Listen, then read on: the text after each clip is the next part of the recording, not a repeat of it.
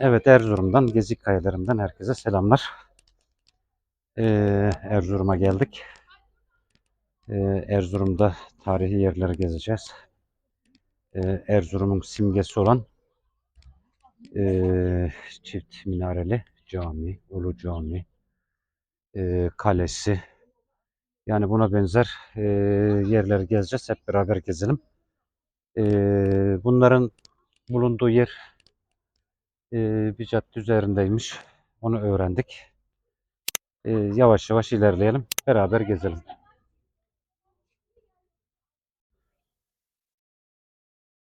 Evet, Erzurum Kalesi'ne geldik. Girişte bu şekilde belediye Erzurum Şehri Arşivi diye bir şey yapmış.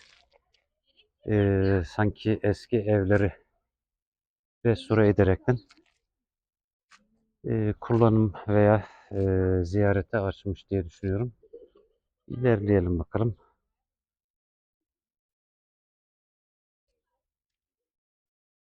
Evet, kalenin yanına geldik.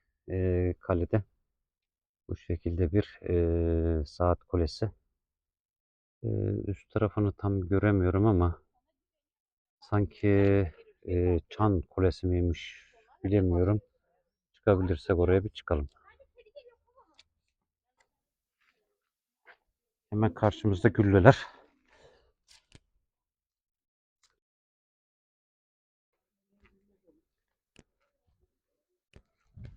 Evet, kaldır bakayım bir tanesini. Ve şuradan elinle hemen.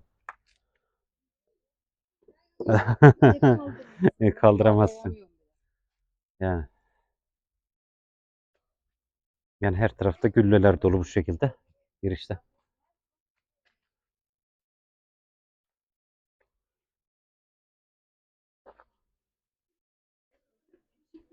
Evet, iç bölüme bir geçelim.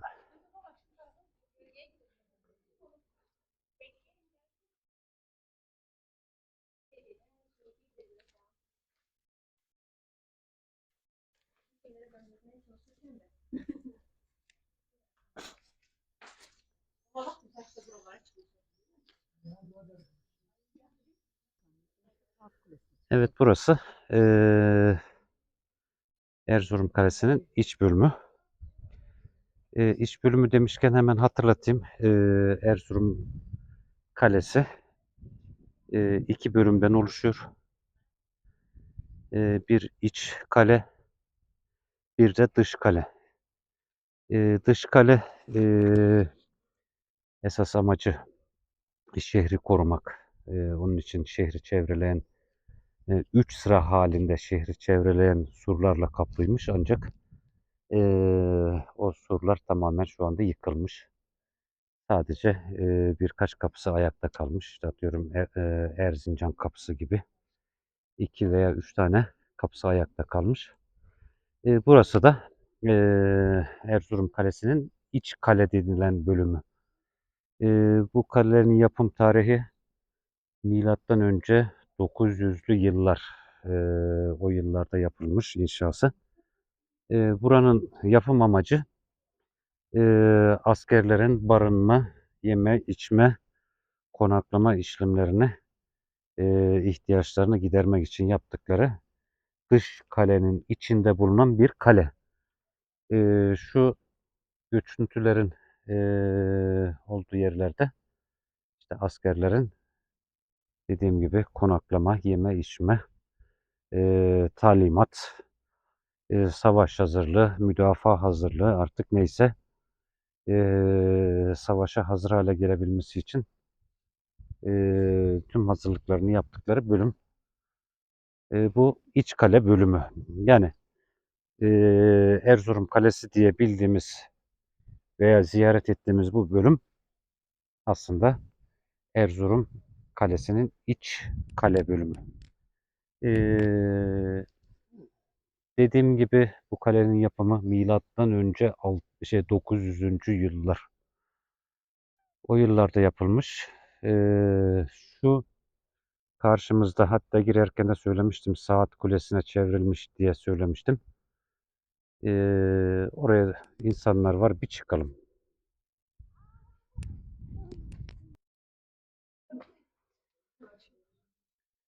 Evet, minarenin içi bu şekilde. Döner merdivenlerle çıkılıyor. Evet, burası bu minareye sonradan ilave edilen saatin zemberek bölümü şu anda çalışıyor.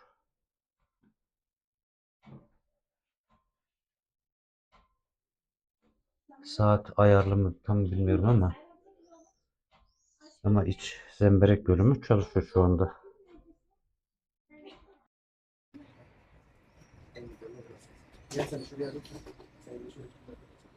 İnsanlar bir yıldır ben buradayım. Sağ ol karşı. İlan nerede? İlan geliyor. Geliyor baba. Kendimi ortada ondan sonra. Kaç çantanı istersen. Yani nereye git? Aşağıda tutalım.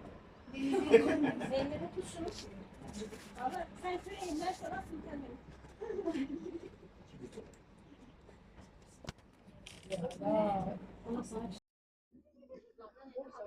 Evet, şu anda iç kalenin zirvesindeyiz. Yani kulenin üzerindeyiz. Hemen sağ tarafta Bayraktare'nin sağ tarafında dış kalenin surları görünüyor bir bölümü. Ancak çok yeri yıkılmış. Sadece dediğim gibi 2-3 tane o dönemin kapısı kalmış. Hemen şu önümüzdeki şurası o dönem savunmayla ilgili askerlerin ibadet yapabilmesi için yapılmış bir mescit. Şöyle iç kaleyi zirveden bakıyorum. Evet, burası da bulunduğumuz minarede bu mescitteki minare olarak yapılmış. Yani iç kalede namaz vakti geldiği zaman bu minareden dış kale içerisindeki halka e, namaz vaktini hatırlatmak için bu minareden ezan okunuyormuş.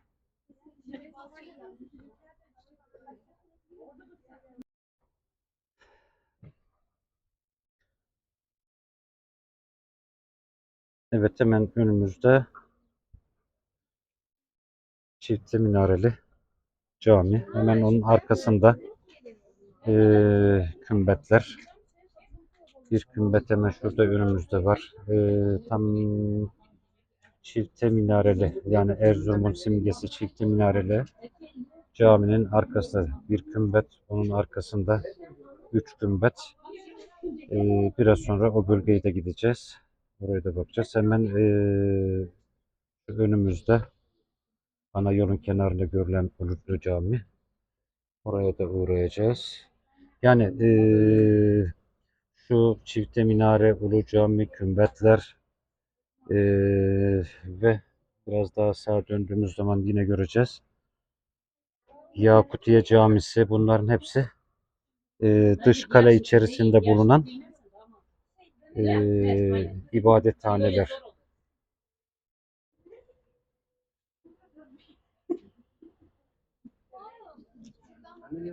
Evet, tam karşımızda da Yakutiye Camisi. Net göremiyoruz ama çini işlemeli minaresini görüyoruz. Hemen yan tarafında Lala Mustafa Paşa Camisi.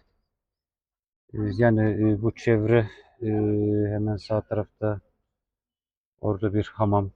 Yine o da tarihi. Bunların hepsini ziyaret edeceğiz. Yani bunlar bu kalenin yapımı dediğim gibi milattan önce 900. yıllara tekamül ediyor. Ancak bu camiler vardığımızda yine hatırlatırım ama Selçuklu dönemiyle ilgili Selçuklu döneminde yapılan şeyler, ibadethaneler. Bu minarede e, yani kalenin yapımı milattan önce 900, minarenin yapımı milattan sonra 1100 1150 o yıllarda yapılmış. Daha sonra Burası bir şuradaki şerefenin üst kısmı bir tahrip oluyor, yıkılıyor. Ve daha sonra burası ahşaptan yeniden yapılıyor. Yani şu an içerisinde bulunduğumuz ahşap bölüm bu şerefe ve üzeri sonradan yapılmış ahşaptan yapılmış bölüm. Ve 1800'lü yıllarda da bir saat eklenerek biraz önce çıkarken çekmiştim. Bir saat eklenerek saat kulesi görünümü kazandırılmış. Yani kaleden durum bu. Evet, Yakutiye Medresesi'nde kadın giysilerinin sergilendiği odadayız.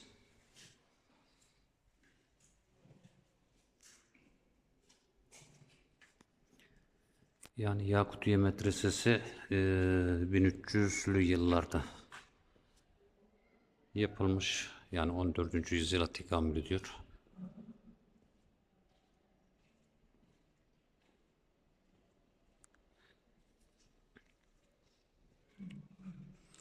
Ve Selçuklu mimarisini yansıtan son eserlerden birisi.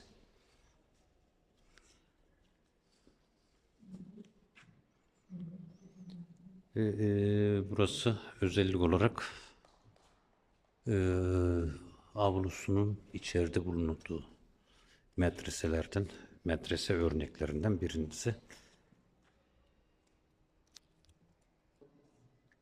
Ve şu yan taraflarda küçük odalar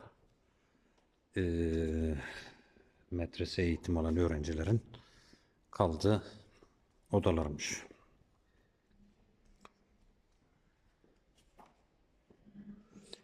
Ama günümüzde bu odaları içerisinde değişik motifler yaparaktan sergi alanları yapılmış. Bu odayı işte bu şekilde bir Erzurum ev yaşantısını hatırlatan bir motif.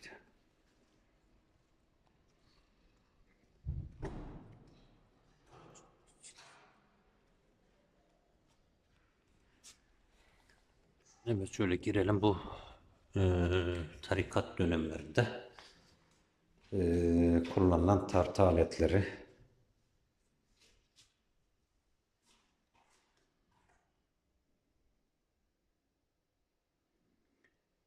tartı ve ölçü aletleri diyelim artık. O şekilde daha doğru bir kelime olacak.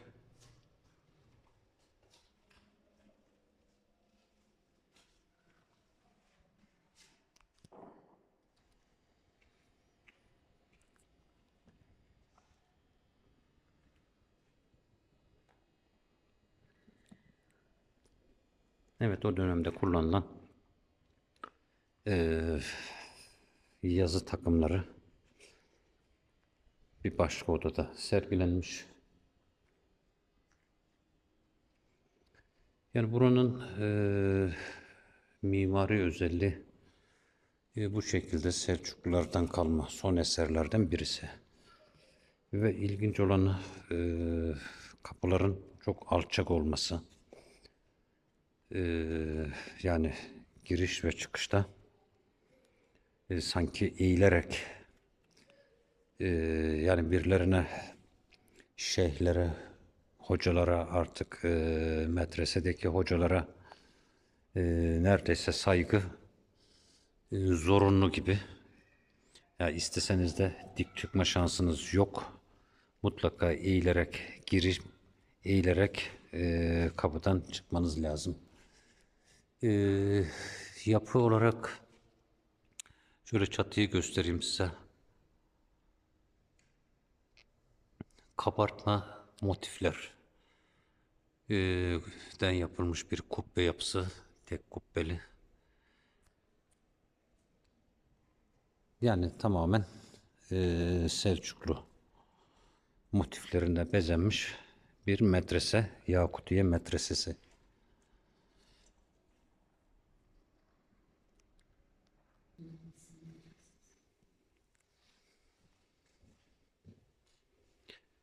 Evet, medrese eğitimi ile ilgili bir motif burada da bu şekilde canlandırılmış.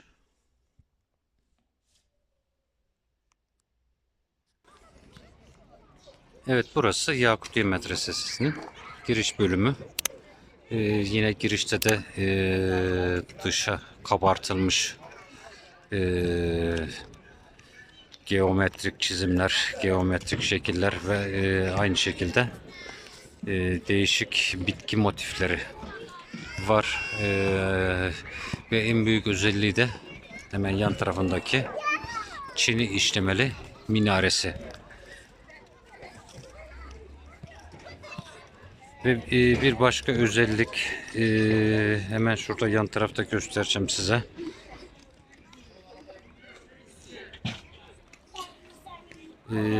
Medresenin hemen yan tarafında yukarıda çift başlı, hemen şurası çift başlı kartal ve aşağıya doğru bir çiçek ve onun altında da panter ve aslan motifleri var.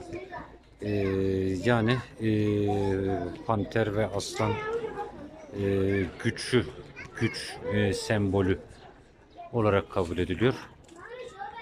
Yani burada Yakutiye Medresesi'nde hem panter hem aslanı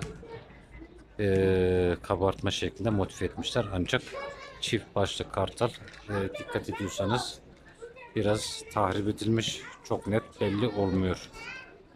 Ama caminin diğer tarafında motif de gayet net. Evet, Yakutiye Medresesi'nin hemen yan tarafında, arka bölümünde Lalapaşa Camisi var. Yakutiye Medresesi 1320'li yıllar yapım tarihi, yani 14. yüzyıl. Lalapaşa Camisi de 1500'lü yıllar, 1500 tam olarak şey yapayım, 1560'lı yıllarda yapılmış.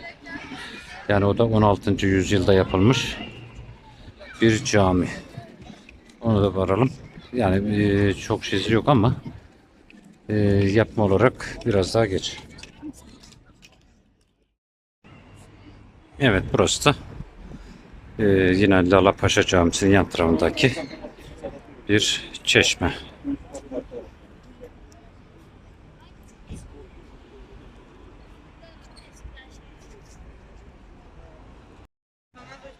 Evet, Ulu Cami'ye geldik.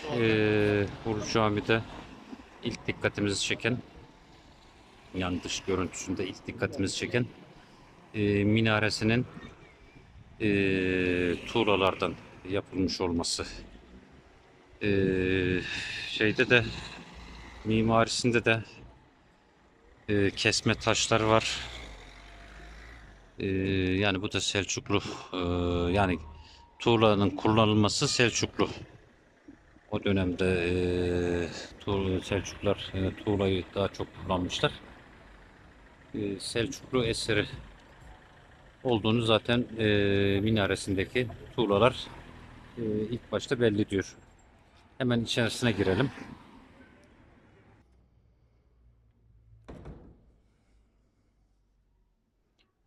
Evet, Ulu Cami'de bu şekilde.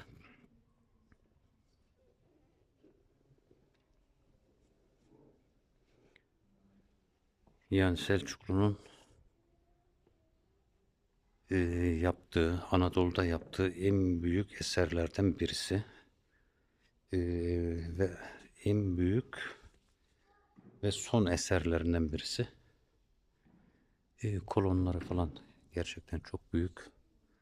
Yapım tarihi olarak 1170'li yıllar. 1170'li yıllarda burası yaptırılıyor. Biraz önceki Yakutiye Medresesi'nde gördüğümüz gibi orta kubbe, çok belli oluyor mu bilmiyorum ama biraz geç kaldık yaklaşmaya.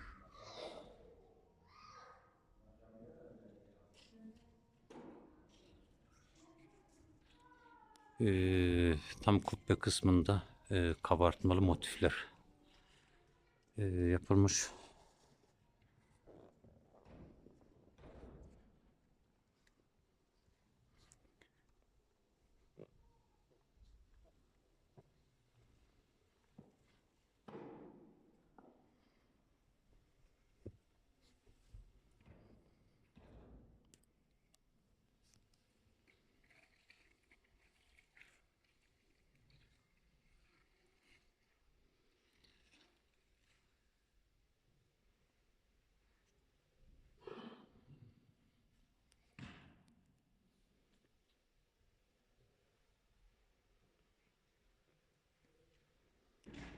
Yani bu şekilde büyük bir cami.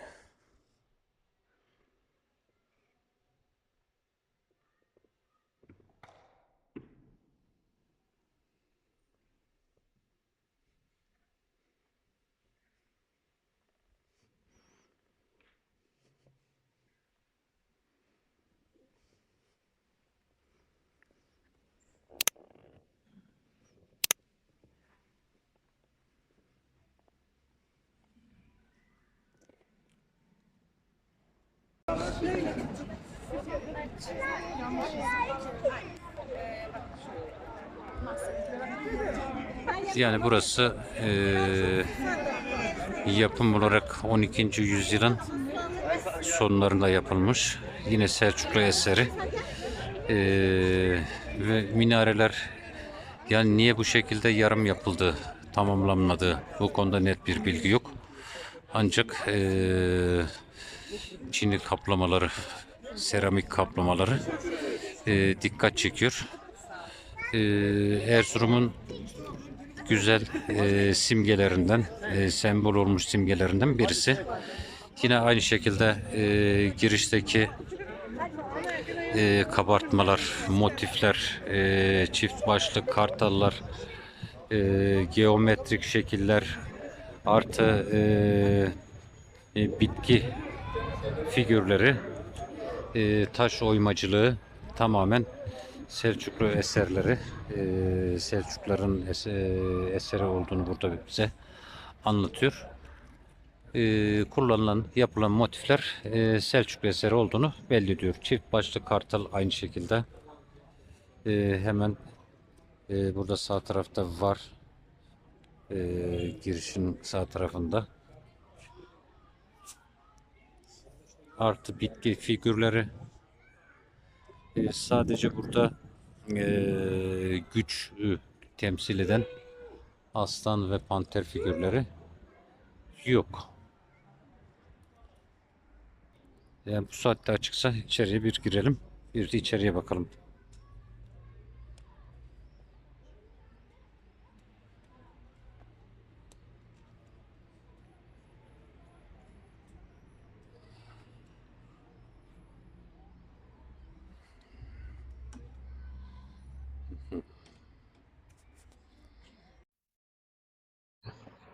Evet, üç kümbetlere geldik. Yani burası birbirine yakın üç tane kümbet.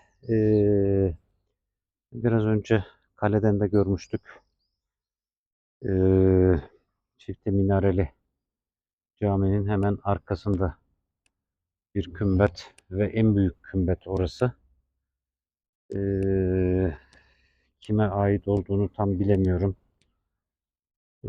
Buradaki kümbetler de aynı şekilde. Bunlar ama yan yana. Kümbet nedir? Kısaca ondan da bilgi vereyim. Kümbet, kümbet, kümbet diyoruz, bahsediyoruz gezilerimizde. Yapı olarak yuvarlak olanları var. Altıgen, sekizgen, ongen olarak inşaatının başladığı, ancak çatı kısımlarının yuvarlak konivari yapıldığı yapılar. Bu kümbetler 9. yüzyıla kadar anıtsal mezarlara kümbet deniyor. 9. yüzyıldan sonra da önemli kişilerin mezarlarına türbe adı veriliyor. Yani günümüzde e, türbe olarak bildiğimiz mezarlar 9. yüzyıldan öncekiler ise kümbet diye geçiyor. Havalandırma delikleri var. Dışında süslemeler var. Artık dönemine göre değişik süslemeler ve bir başka özelliği de çok alçak kapıları var. Yani türbeye veya içerisinde yatan kişiyi ziyarete geldiğiniz zaman eğilerek girmeniz, yani saygı göstermeniz, çıkışta da yine eğilerek çıkmanız, yani saygı göstermeniz gerekiyor. Onun için kapıları çok alçak. Belki saygı göstermek istemiyorsunuz ama bir yerde kapıdan geçerken eğilerek giriş çıkış yapmak gerektiği için saygı göstermek zorunda kalıyorsunuz.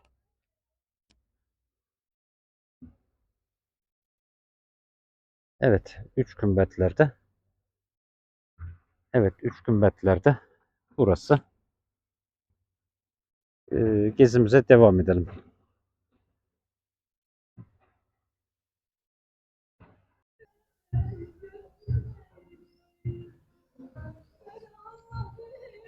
Evet, eski Erzurum evleri bu şekildeymiş.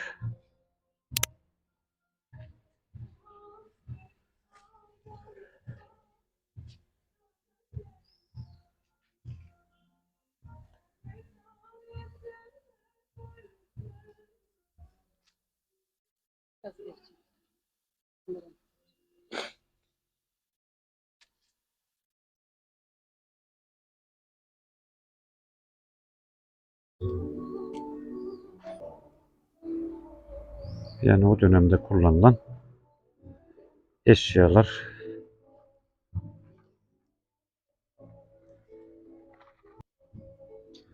Bu şekilde bir müze ev yapılarak burada sergilenmiş. Hem de restoran olarak da kullanılan bir mekan.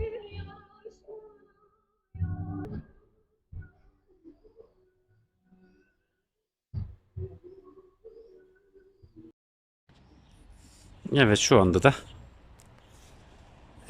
Kurtuluş Savaşı'nın başlangıcında Atatürk ve arkadaşlarının ilk kongresini yaptığı Erzurum Kongresi'nin yapıldığı binadayız. Bu kongrenin veya kongrede alınan kararlardan en büyük, en önemliler diyelim artık. Vatanın bütünlüğü, vatanın bütünlüğünü muhafaza etmek, milli istikbalin dokunulmazlığını ve tamlığını sağlamak ve Kuvayi Milliye'yi amil ve irade, yani bunu yerleştirmek. Bu kararlar alındıktan sonra zaten Ankara'dan gelen, İstanbul'dan gelen, Ankara demeyelim, İstanbul'dan gelen Atatürk ve arkadaşlarının daha sonra Sivas'a geçmesi ve Sivas Kongresi'ni yapması. Yani burada yaklaşık 15 gün kalıyorlar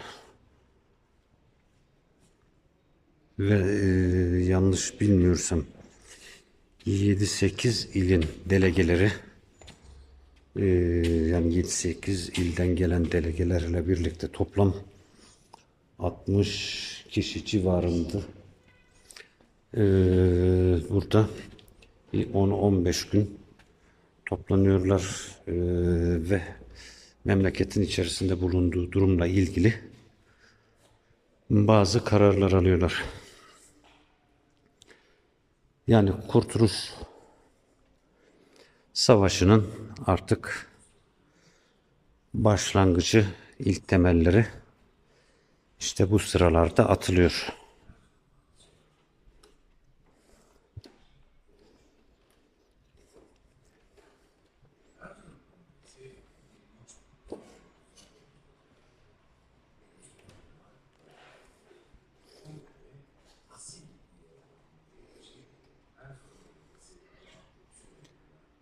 Evet, Atatürk'ün başkanlığında burada toplanıyorlar.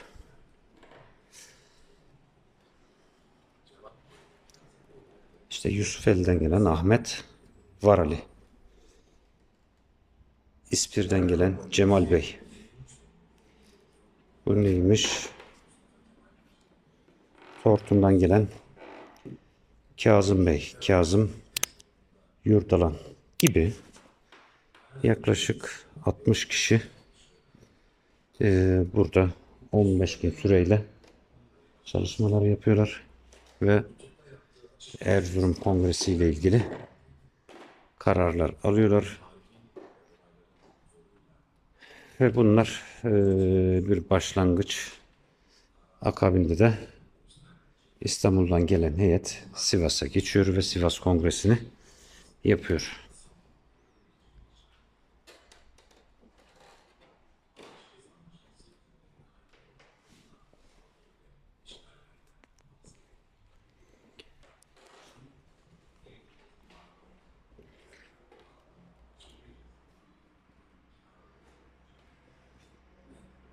Evet, bu binayı daha sonra Erzurum Belediyesi restore ederekten bu şekilde turizme kazandırmış. Yani o dönem gelen temsilciler bu binada hem çalıştay yapıyor hem de bu binada yeme içme konaklama işlemlerini burada gerçekleştiriyorlar. Evet, Erzurum Kongresi'nin yapıldığı binadan bu şekilde.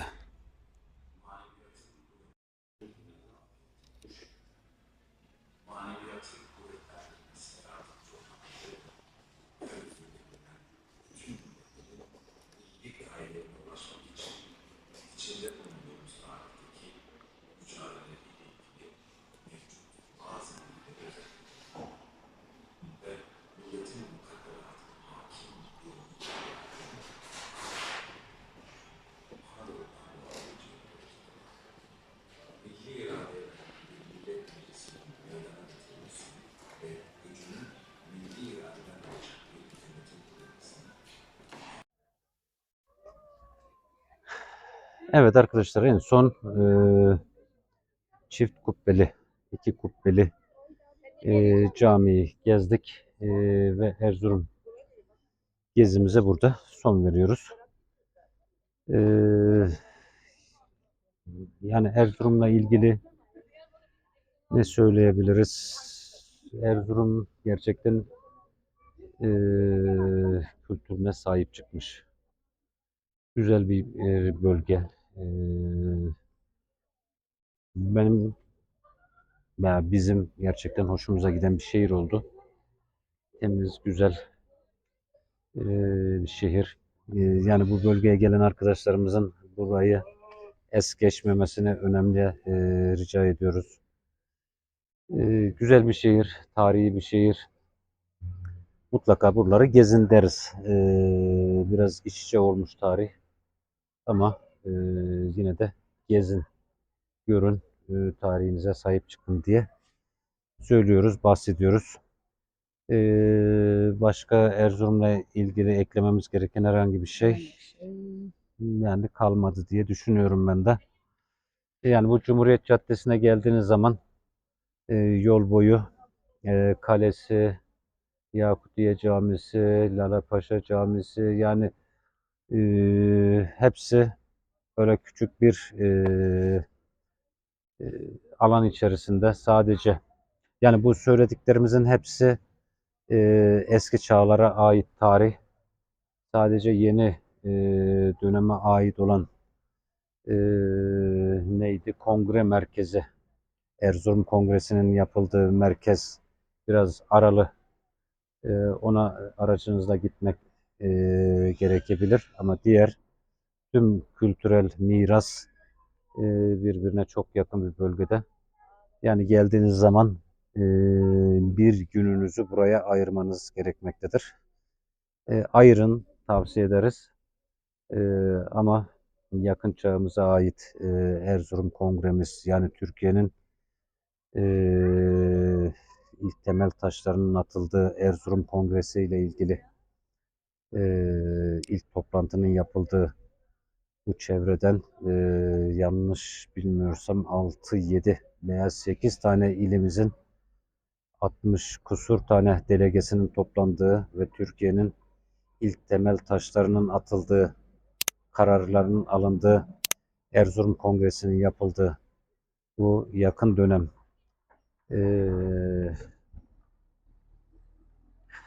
tarihimize yön veren o bölgeyi de o kongre binasında ziyaret etmeyi unutmayın diyoruz. Yani Erzurum'dan sizlere aktaracaklarımız bu kadar. Yeni videolarımızda görüşmek ümidiyle diyoruz. Şimdilik hoşça kalın. Hoşça kalın. Bizi izlemeye devam edin. Takipte kalın. Hoşça kalın.